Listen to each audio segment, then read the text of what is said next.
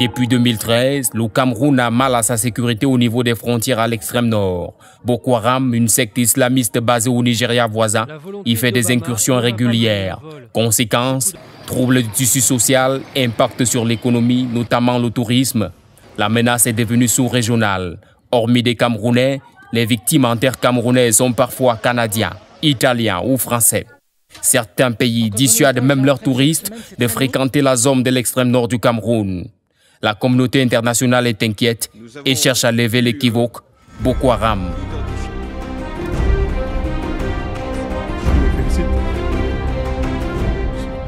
Paris, 17 mai 2014. François Hollande, président français, réunit plusieurs chefs d'État africains.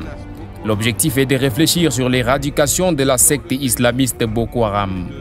Paul Biya, le président camerounais, y est présent.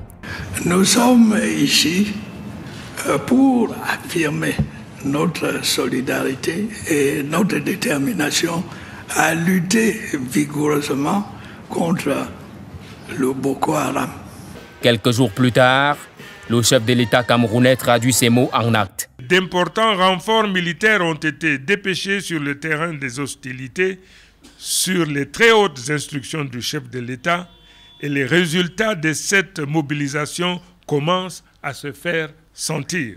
Tous les moyens logistiques, en équipement et également des moyens en ressources humaines sont mis à contribution pour pouvoir faire face à cette menace qui est particulièrement violente.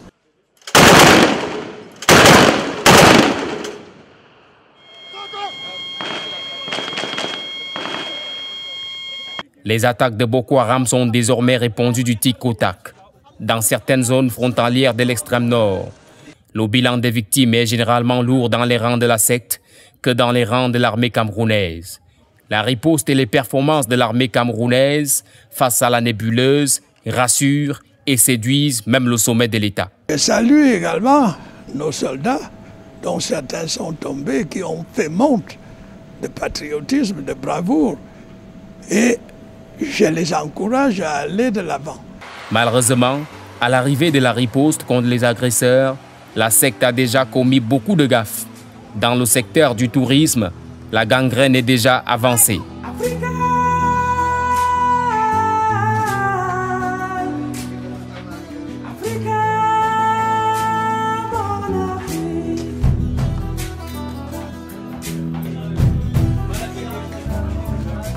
Ici, au centre artisanal de Maroua, l'activité tourne au ralenti.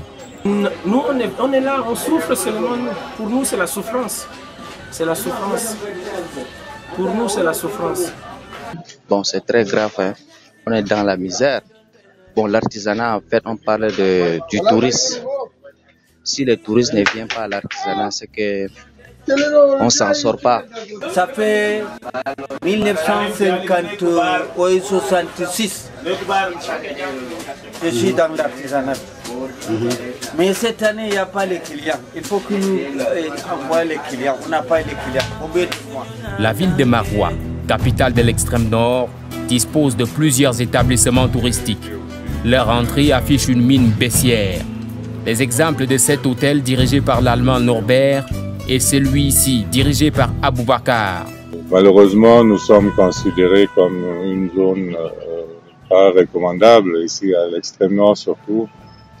Et donc, déjà pour les visiteurs étrangers, c'est malheureusement un territoire où on n'aimerait pas trop s'y aventurer, malgré que les gens sont toujours intéressés. Les gens nous demandent, les gens aiment l'extrême nord, le Cameroun et l'extrême nord en particulier.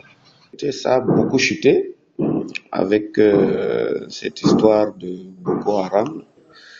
Bon, pour l'indice de fréquentation, je peux déjà vous dire que ça a chuté d'une manière drastique.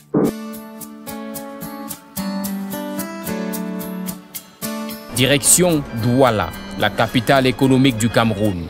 Les conséquences de la menace terroriste sont aussi visibles ici. Cette ressortissante belge dirige une agence de tourisme dans cette ville. L'état des lieux, c'est un petit peu la catastrophe, je vais vous dire, parce que, avec l'interdiction d'envoyer des clients dans le nord, des clients français, qui est quand même une grosse part de notre clientèle, notre chiffre a baissé déjà l'année dernière, premièrement. On pouvait encore survivre. Et cette année, ce n'est plus possible. On va devoir prendre des mesures de licenciement du personnel. On a réduit tous les frais autant qu'on pouvait. Maintenant, il faut réduire le personnel. Et ça me fait très mal parce que c'est des personnes qui travaillent avec moi depuis presque 20 ans. Ngaoundéré, capitale de la Damawa, une région proche de l'extrême nord. Cet homme est le directeur d'une grande agence de voyage qui a pour siège cette ville et dont les voitures parcourent quelques 80% du territoire. Je vous dis aujourd'hui, quand on vous dit même les BNG qui ne circulent pas, et combien de fois la population qui fait des affaires, les commerçants, les éleveurs, les cultivateurs, c'est une coin mort. Et dans l'extrême nord, il y a les gens qui n'y a même pas eu de rentrée. Alors vraiment, nous espérons qu'avec le pouvoir de Dieu, ça va venir. Parce que nous sommes dans un pays qui ne provoque pas. Comme ici à Ngaoundéré, à Douala ou encore à Maroua, les professionnels du tourisme présents dans les autres villes du pays font également état d'une situation touristique peu reluisante depuis les incursions de Boko Haram en terre camerounaise. Les autres aspects, les autres maillons de la chaîne économique du tourisme, vous avez les transports avec le carburant, c'est un corollaire. Vous avez l'artisanat, vous avez la restauration, vous avez la location automobile, vous avez l'hébergement, vous avez le guidage touristique. Tous ces aspects-là ont été négativement impactés par la secte Boko Haram. Quand vous y allez, comme vous y avez été, comme nous y avons été, c'est sérieusement dommageable de toutes les façons, globalement. La tendance, il y a quelque temps, semblait pourtant avoir fait du Cameroun une destination privilégiée. Quand on parle de 2010, c'est effectivement l'année où le Cameroun a acquis le statut de destination touristique selon les critères de l'Organisation mondiale du tourisme, parce que nous avons reçu cette année-là 572 000 touristes internationaux. Et on a fait 612 000 en 2011. 2012, on a été à 8 000, à 800 000. 2012, c'était 812 000. Et puis l'année dernière, en 2013, on a franchi le cap de 914 000 arrivées internationales. Les professionnels de ce secteur arguent que la situation actuelle du tourisme s'est davantage aggravée à cause des interdictions précoces que certaines ambassades et pays ont données à leurs ressortissants concernant la fréquentation touristique de la zone de l'extrême nord. Ce n'est pas parce qu'on a enlevé une famille. Il y a des attentats en Europe, en France, partout en Europe. Il y a des attentats partout. Ce n'est pas pour ça que les gens s'arrêtent de visiter la France ou la Belgique. On continue, ou l'Angleterre. Il y a des menaces, On visite quand même. Alors je ne vois vraiment pas pourquoi il y a ces interdictions aussi drastiques. On peut conseiller de visiter l'extrême nord dans sa partie est, à Maroua, à Kaélé, à Yagua, etc. Sans problème. Les sites touristiques du côté du Mayo Danaï, on peut bien voir les éléphants, par exemple, dans le parc de Kalfou. Il n'est pas dit qu'on puisse aller regarder simplement les éléphants au parc de Ouaza, qui en ce moment pose quelques petites difficultés encore. Les touristes intéressés par, le tourisme nautique. Vous avez les lacs de Maga, les lacs de Guéré au niveau du Mayo Danaï. Vous avez les paysages rocheux, montagneux dans le Mayo Kani, le doigt de Dieu à Motroa, le pic de Mindif, et les monts Lara, Midjiving, etc. Tout ça, ce sont des zones touristiques, ce sont des sites touristiques qui peuvent être visités sans difficulté. Jusqu'à présent, je pense que le Cameroun n'est pas encore dépassé. Vous voyez, c'est des escarmouches qui se font au niveau de la frontière. Je pense donc qu'il y a 3 départements qui sont particulièrement touchés par le phénomène de l'insécurité liée à Boko Haram. il y a le département du Mayo-Sava, il y a le département de l'Oron-Echari et il y a le département du Mayo-Tchanaga. Maintenant, l'extrême nord n'est pas que constitué de ces 3 départements. Il y a le Diamaré, il y a le Mayo-Kani, il y a le Mayo-Danaï, qui ne sont pas particulièrement touchés par les agissements de cette secte-là. Dans l'esprit des gens, Maroua renvoie à l'extrême nord. Or, c'est la région la plus peuplée et donc Maroua n'est qu'une entité de toute la région de l'extrême nord. Les gens ne vont pas souvent au fond pour se rendre compte qu'en réalité, la zone de belligérance, puisqu'on parle de questions d'insécurité avec la menace de Boko Haram, là, les zones de belligérance, c'est le Mayo Danaï, c'est le Mayo Sava, c'est le Logon Echari, c'est généralement là-bas, Amchide, Kolofata, Gabanongala, du côté camerounais, Tokombere, ce sont les localités les plus menacées souvent. Mais les gens étant loin, les gens ne voyageant pas souvent beaucoup. Et ça peut faire qu'on pense qu'on assimile la région de l'extrême nord et notamment les 3 départements à celle du Diamaré où se trouve Maroua. Si vous ne restez que dans cet espace guerre, qu'en dira-t-on du tourisme qu'on fait en Israël? Il y a la guerre au quotidien. Mais Israël est l'un des pôles mondiaux les plus touristiques, de par le tourisme religieux qu'on connaît si bien avec la naissance du Seigneur Jésus-Christ dans cet espace. Les gens y vont toujours en pèlerinage. Mais quand vous y arrivez, on vous canalise. Pourquoi ne pas balkaniser l'extrême nord en donnant des canalisations pour permettre au tourisme de s'exposer, de s'exprimer? Les envies restent, les envies demeurent. Mais ne frustrons pas les touristes, ne frustrons pas les experts, ceux qui sont donnés à faire du tourisme. Moulin Fournier lui-même s'était transformé pratiquement en agent publicitaire de la destination Cameroun. Il voulait y revenir, il disait combien il était beau, combien il était merveilleux de vivre au Cameroun.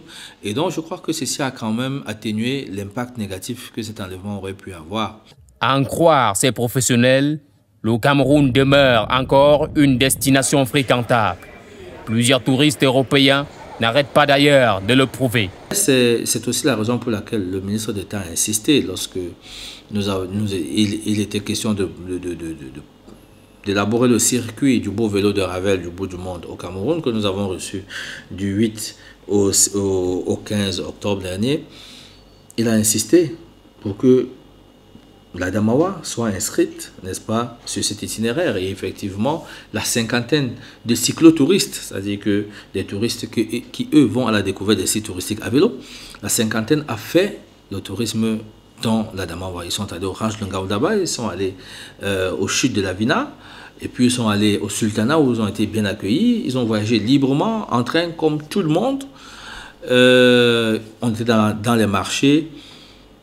C'était pour qu'on comprenne que même ce qui se passe à l'extrême nord n'est que confiné dans une partie de l'extrême nord, qu'il y a d'autres aspects, d'autres endroits de l'extrême nord où on peut continuer de pratiquer le tourisme. Et je crois que l'année prochaine, on va aller crescendo pour essayer de démontrer quand même que au-delà du Grand Nord, il y a plein d'autres richesses touristiques dans le Grand Sud, mais en même temps que ce n'est pas tout le Nord, mais alors ce n'est pas tout le septentrion qui est dépourvu de tourisme aujourd'hui.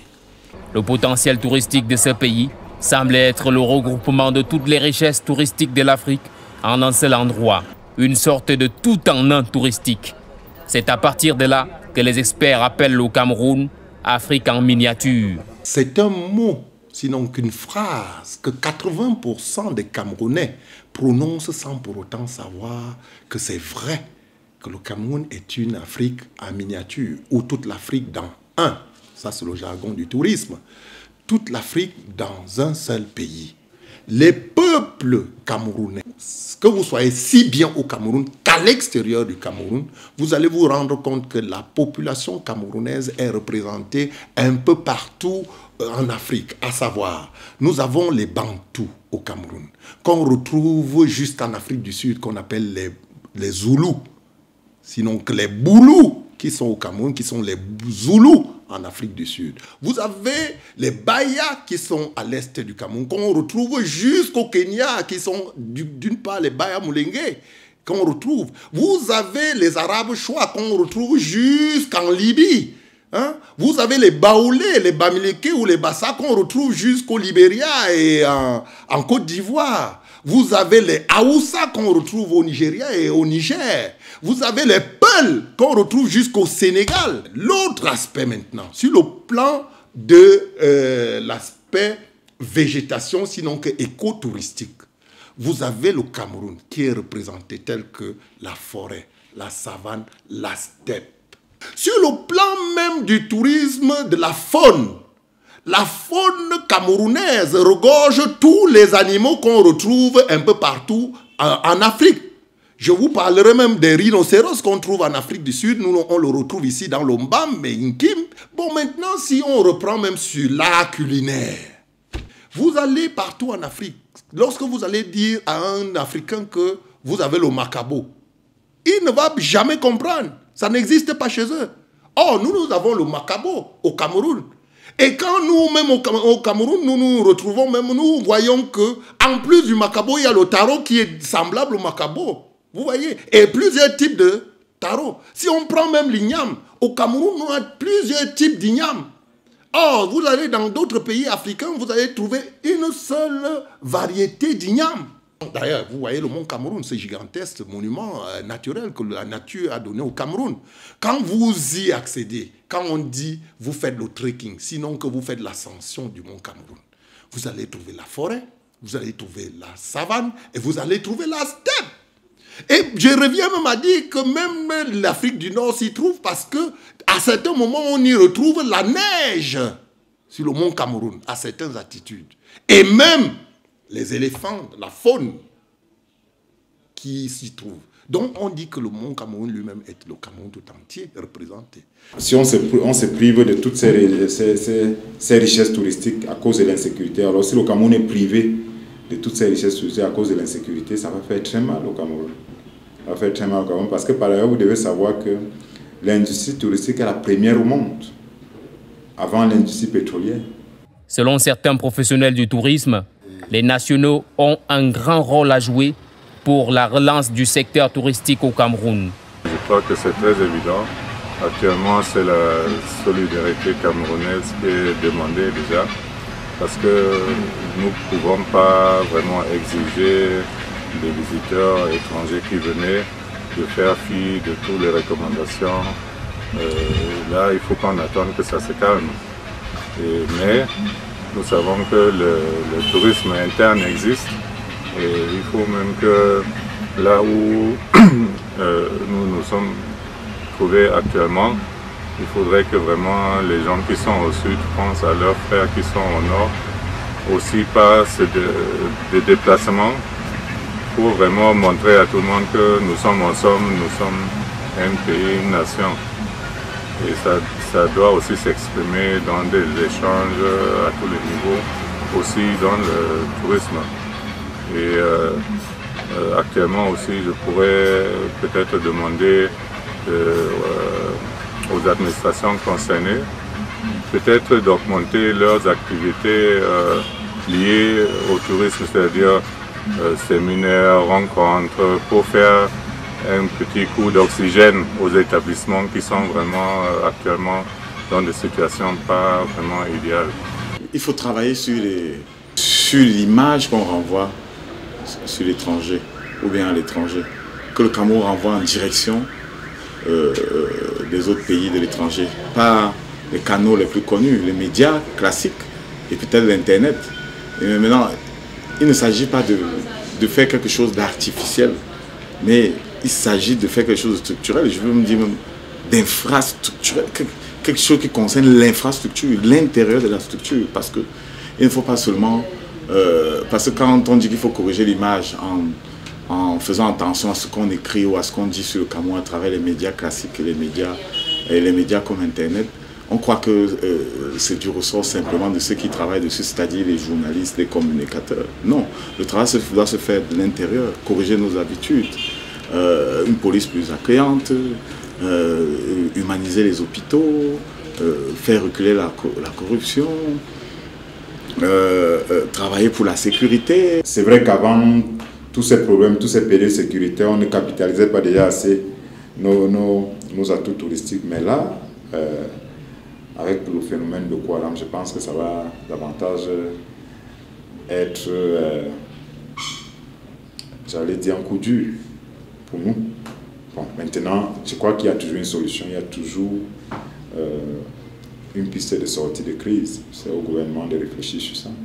Certains nationaux ont d'ailleurs gardé confiance en évitant de se fondre devant la dramatisation de la situation sécuritaire du Cameroun ou le climat de peur que répand Boko Haram et surtout en faisant confiance aux autorités camerounaises. Depuis que notre armée est en train de sécuriser les zones frontalières, je pense que dans les mois à venir, cette situation-là sera éradiquée. Je n'ai pas le sentiment d'insécurité pour ce qui me concerne. Je vois très bien que le gouvernement a pris beaucoup de mesures qui sont vraiment rassurantes pour nous autres ici sur place. Donc on a pris vraiment les réactions qui s'imposaient et je crois que le chef de l'État a été très clair là-dessus. Et nous voyons les conséquences sur place. C'est pas que le phénomène a été annulé, mais nous savons qu'il y a une riposte qui est musclée et apparemment à l'auteur du problème. Nous avons un chef qui a déclaré la guerre, et la guerre qui a déclaré, ce n'est pas le chef qui fait, c'est nous tous. Je pense qu'aujourd'hui, même bébé qui est dans le ventre, il se prépare pour être un combattant de la République. Et nous, le transporteurs, nous sommes en train de le faire avec des renseignements, avec des contrôles systématiques que nos forces de l'ordre sont en train de mener. Et nous, on est obligés de les accompagner. D'autres ont même pris leurs armes pour combattre la nébuleuse. Surtout que l'autorité suprême du pays, Paul Biya, assiste, réconforte et rassure. Permettez-moi d'ailleurs de saisir cette occasion pour dire à nos frères, à nos compatriotes de l'extrême nord qui ont subi les sévices, les deuils, pour les assurer de la compassion et de la solidarité de toute la nation camerounaise. Nous ne les laisserons pas, au contraire, nous allons continuer à les protéger et à combattre cet ennemi sans relâche. Avec le président de la République, son Excellence Paul Biya, nous allons nous battre pour notre pays. Vive le Cameroun. Je présente mes condoléances à ceux qui ont perdu un membre de leur famille. Ce n'est pas le Boko Haram qui va dépasser le Cameroun. Nous continuons le combat et nous les vaincrons.